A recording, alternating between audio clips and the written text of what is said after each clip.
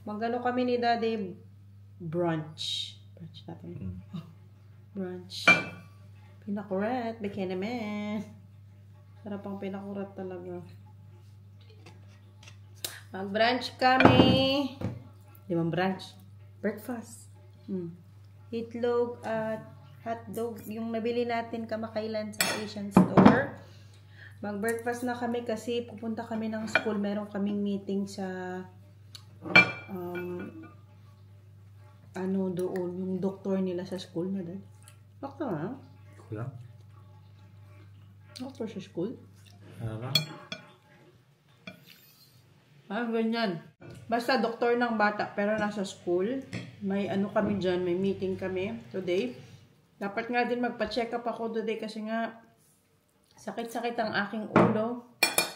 Parang isang taon na yata itong sakit ng ulo. Hindi matanggal-tanggal. Hindi na ako nakapagpa-check up kasi nagmadali na kami kanina. Hinatid ko si Zoe sa school.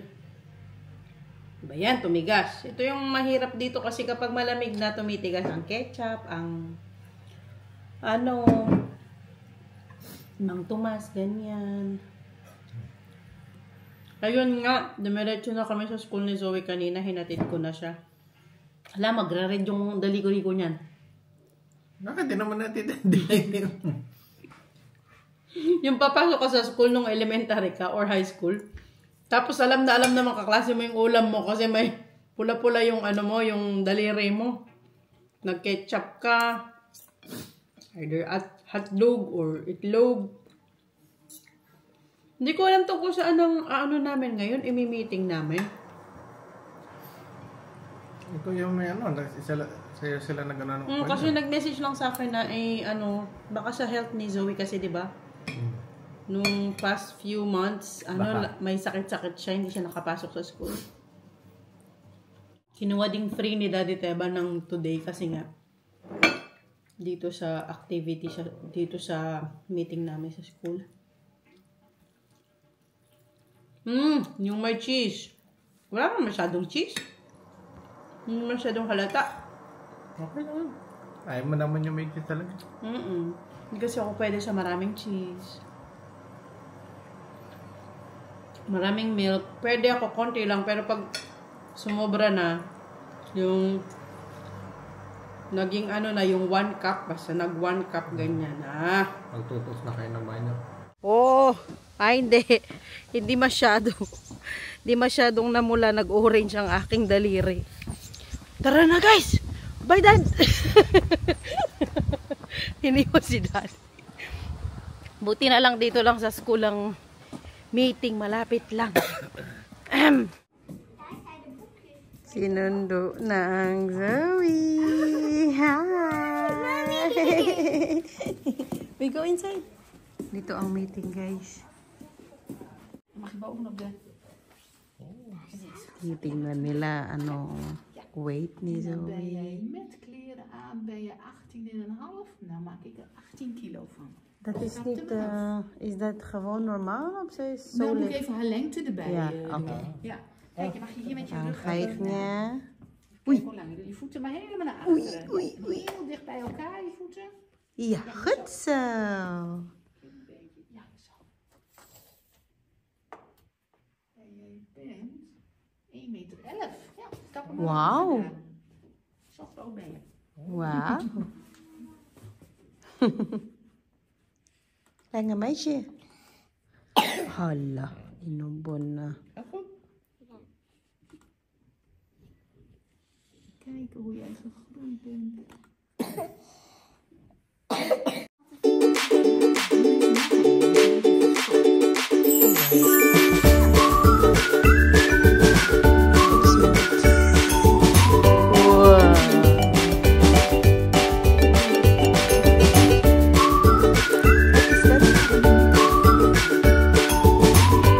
Louder, let's sorry.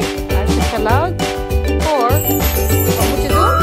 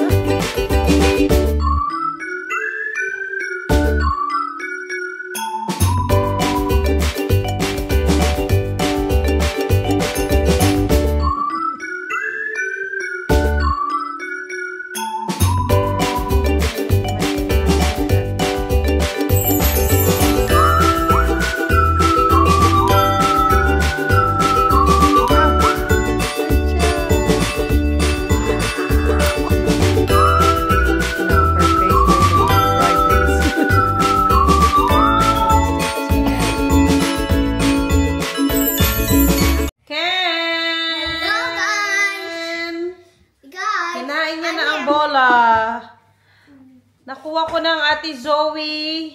Sinundo ko kanina kasi katapos nung meeting namin. Meeting ba yun? Yung check-up ni Zoe. Umuwi muna kami kasi maaga pa. Alas 12 kasi ito lumabas. Nakapag-lunch na din sila. Nagpalit ako guys kasi ako amoy, di ko alam, amoy tuyo. Walang ligo-ligo kasi. Pasensya na po. Baka malumusot yung amoy ko sa... Ay! Ano nangyari? Come here, anak. It's okay. Come here. Come. It's okay. Siguro hinila.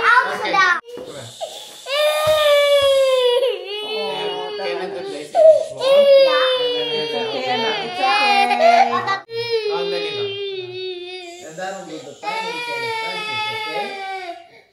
Hinila ni ate ang bola.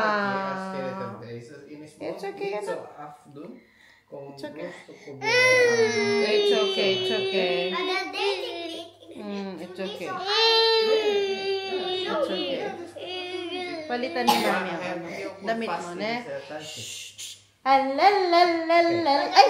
Wow! Moya Bao! Moya Bao, Ken! What the Moya Bao yan? Yeah! Moya Bale. Ay! Wow! Oh! It is out there! Pili ko pala. Medyo squishax malamig ang floor. So, ganun ang meeting pala kanina. Akala ko meeting ng parents at saka nung doktor or what. Pala, i-check pala si Zoe. So, nakita nyo sa video, chinek yung height niya, yung weight, yung eyes niya, chinek, tsaka yung hearing niya. Parang sa atin, ginagawa din naman yan, no? Siya ngayon? 5 years old. Parang alam ko yung yung height and weight, ginagawa naman yan sa school. Tapos tinitingnan kung overweight ang bata or underweight siya. Tapos, binibigyan ng... mahulog. Binibigyan sila ng preventive measures. Kagaya sa atin kung underweight yung bata or kung overweight, ganyan. Pero hindi kagaya sa atin kapag underweight yung bata, for sure, yung sinasama nila sa feeding, may pa-feeding sa school. Dito wala naman feeding sa school nila. Wala akong narinig na ganyan na feeding. Tapos, kapag overweight yung bata dito, inaano ng doktor na papadiet. Kaya halos yung mga bata dito, wala kang makita na yung medyo chubby-chubby. Kasi papag-diet nila, kabata, papag-diet talaga nila. Ganyan sila, kaya si Zoe tsaka si Kenneth, okay naman daw lalo na si Zoe kanina, chinek, okay naman daw ang niya, weight niya in accordance sa height niya. Ayan. Kaya nga lang, yung sabi ko nung inuubo lagi, ina-asthma, kasabi din niya, ituloy lang daw namin yung inhaler niya. Kasi si Zoe merong, yung maintenance niya na gamot, yung inhaler niya na maintenance, lagi niya tinitake. Lalo na ngayon, nag-iba na naman ang weather. Naku, kailangan palitan na naman. Kailangan ituloy na naman ang niya. Para sa asthma niya. Binibisan ko nga itong si Kenneth. Oh, sige, kasi dalhin ko sila sa daycare. Daan din kasi kami ng clinic kasi nga ang inhaler ni Zoe paubos na. So okay lahat kay Zoe, pati yung eyes niya okay, pati yung tenga niya okay. So happy naman ako. At ang height and weight niya normal naman daw, nasa normal range. Wow! Bihis na yan guys, mabilis ang bihis lang. Uy, napano? Huwag mo sakalin, anak. Huwag mo naman sakalin si Lily. Huwag sakalin.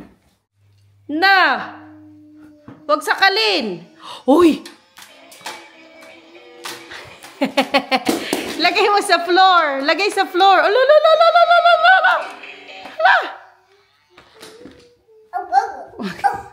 What? Ano sabi ng dog, Ken?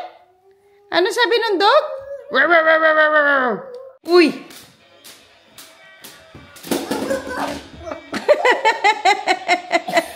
Ginagaya niya tong aso, guys.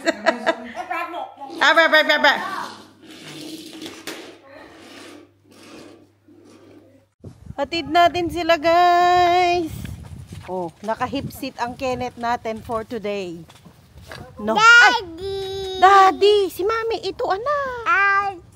Ate. Tawag mo to si ate. Ate Zoe.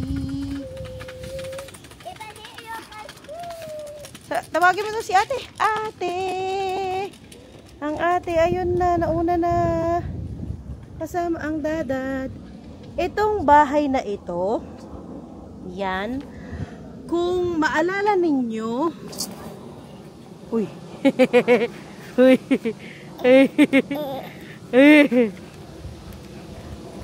Daddy.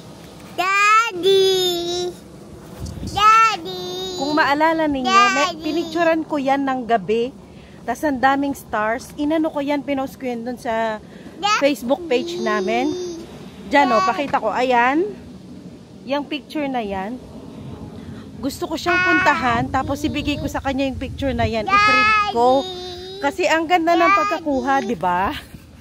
Daddy. Yadi! Kaya lang na ano naman ako na nag-aalangan ako kasi baka magalit siya. Bakit ko pinicturan yung bahay niya? Ayun lang. Pero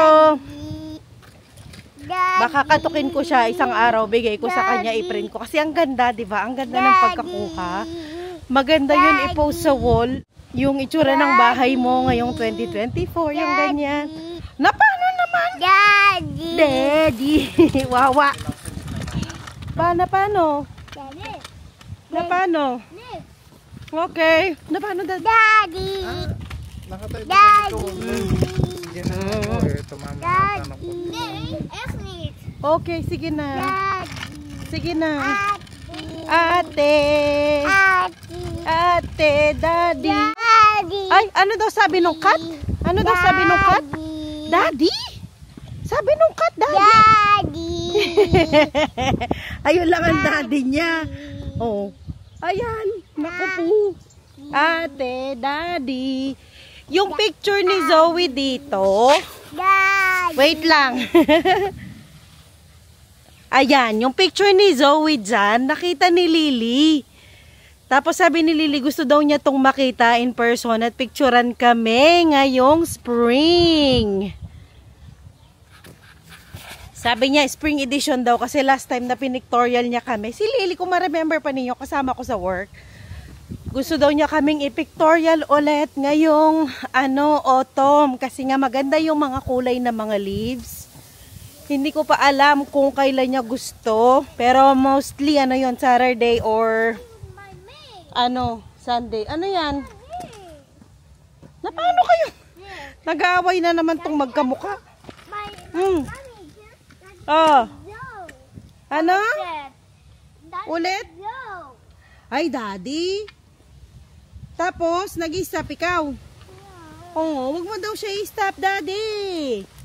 Ay, mga kasama ni Zoe sa Opang, kumakatok na sa bintana. Tinatawag siya. Ay, yung best friend niya pala, si Amarins.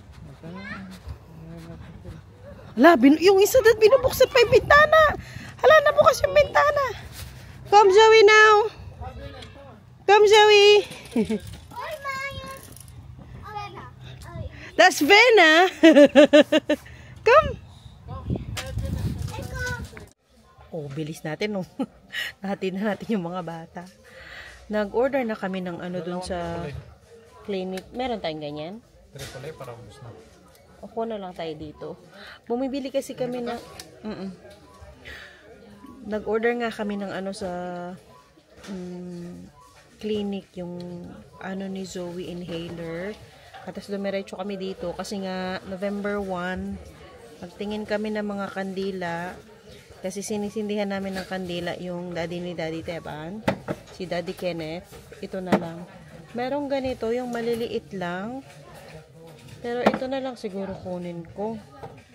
Merong ding mga ganito, yung iba-ibang color. Meron din yung mga normal na kandila na ganito. Pero gusto ko sana yung medyo matagal ng konti. Ito na lang. Yung ganito. Dalawa na lang, no, Dad? Tatlo. Ilan gusto mo? Sino ba yun, ano? Dalawa lang yan. Sige. O, dalawa na lang. Ganito. Sa harapan ng pinto. May hinahanap akong wax. Na? Oo. May hinahanap akong wax. Yung ginigrate na wax. Meron din sila mga ganito. May mga scented na na candles. Ay, ang bango. Ang bango, Dad. Dito mo ba nakita yan? May ano siya, grater. May grater siyang kasama. Ito kasi mga ano to mga scented na oil. Saksyon niya? Pang grate siya. Katabi niya tong mga to. Ito pang ano pang insenso. Ayoko naman mag-insenso sa bahay. Bahay na tayo, guys! Ay, hindi. Lagay ko na lang dito. Pakita ko sa inyo yung mga nabili ko na organizer ng kutsara. Ganito sila. Saglit. Yes! Ito sila. Ito siguro pang sandok ko ito. Ganyan kasi. And then, merong 3 or 5. May nabili na akong ganito na 2. Pero dagdagan ko kasi nung nabili namin itong bahay, pakita ko sa inyo. Kasi nung nabili namin itong bahay, itong lalagyanan ng kutsara na ito, wala siyang organizer. Nilagyan lang namin siya ng parang ano dito, ayan. Para hindi magasgas yung sa baba. Tapos, wala talaga siya. Ito, nabili ko lang ito. Ito, tsaka to. So, sabi ko kulang. Walang pang kutsara tinidor. Most of the time, yung kutsara tinidor, nakaganyan lang. So, itong mga nabili ko na ganito, may ano sila, rubber sa baba. Ito yung 2 kong unang nabili. Tapos, nagustuhan ko siya kasi may rubber siya dito. Diyan ko na nilalagay yung mga kutsara. Kasi yung iba, yung ganito nila, meron silang built-in na organizer ng kutsara tinidor. Itong sa amin, wala. Nirenovate nila para parang kalimutan nata nila itong kutsara tinidor. O, ganyan lang siya, bale. Clear siya. Tsaka maganda siya tignan. Ito, lalagay ko dito. Doon sa mga bago nating nabili. Linisin ko muna tong mga to. And then, eto pa, may nabili din ako maliliit para sa mga yung maliit na kutsara tinidor, mga kutsarita, ganyan. Pinagsama ko na pero bili pa ako ng isang maliit na ganito para paghiwalay ko. Tapos, wala ako para sa mga knives. Tapos, para dito din, ma-organize ko yan.